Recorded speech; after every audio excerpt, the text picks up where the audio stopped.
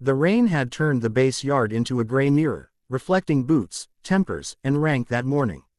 She stood near the edge of the training zone with a borrowed poncho pulled tight, helmet tucked under her arm, eyes steady and unreadable. To anyone passing, she looked like another support specialist who'd wandered into the wrong place at the wrong time. The Marines moving through the yard didn't slow down for her.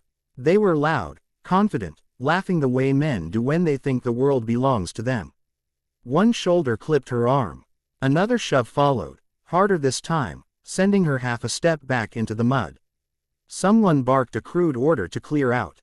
Another voice joined in, sharper, telling her she didn't belong here, that this range was restricted, that she'd better move before things got ugly. She lifted her chin, not in defiance, not in fear either, just enough to show she'd heard every word. The Marines didn't like that. One stepped closer, breath heavy with coffee and arrogance, finger jabbing the air inches from her chest. He told her to get out, louder now, making sure everyone nearby heard it. A few laughs rippled behind him. Across the yard, perched on an elevated platform, a Navy SEAL sniper watched through tinted lenses. He'd been scanning wind flags and steel targets, but the commotion drew his attention. Years of combat had taught him to read posture, to notice what didn't fit. The woman below wasn't reacting like someone intimidated. Her shoulders were relaxed, weight balanced, hands calm. That caught his interest. He leaned slightly, studying her like a puzzle he hadn't planned to solve today. Back on the ground, the Marine shoved her again, harder, enough to test how far he could go. This time she planted her boots and didn't move. Mud splashed, but she stayed upright. The laughter died down. A few Marines shifted uncomfortably, sensing the line being crossed. The one in front doubled down, voice rising, face flushing, convinced volume equaled authority. She finally spoke, quietly, forcing him to lean in to hear. Whatever she said wasn't meant for the crowd. His expression flickered, confusion flashing for a split second before anger rushed back in to cover it. He opened his mouth to respond, but she was already stepping past him, calm and deliberate, moving toward the firing line like she owned it. The SEAL sniper straightened. Recognition hit him like a sudden change in wind direction.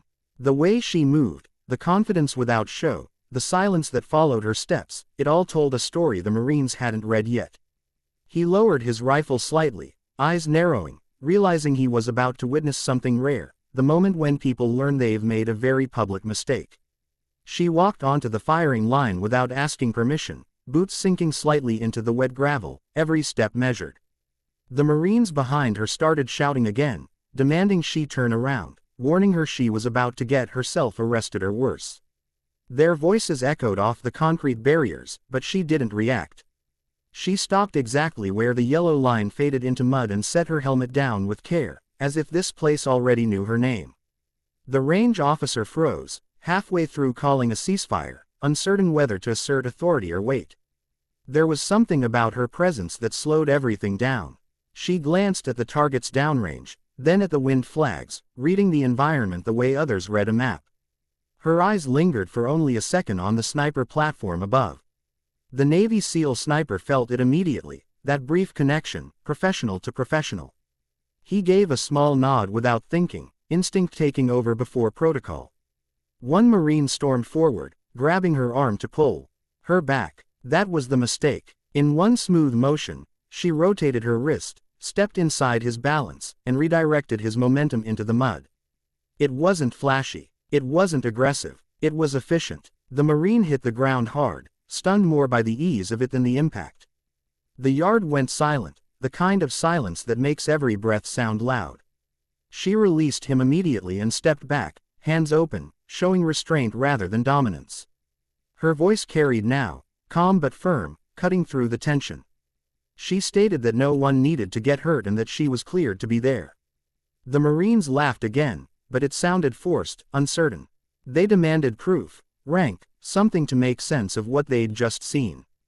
Instead of arguing, she reached into her jacket and pulled out a worn patch, holding it up just long enough for those closest to see.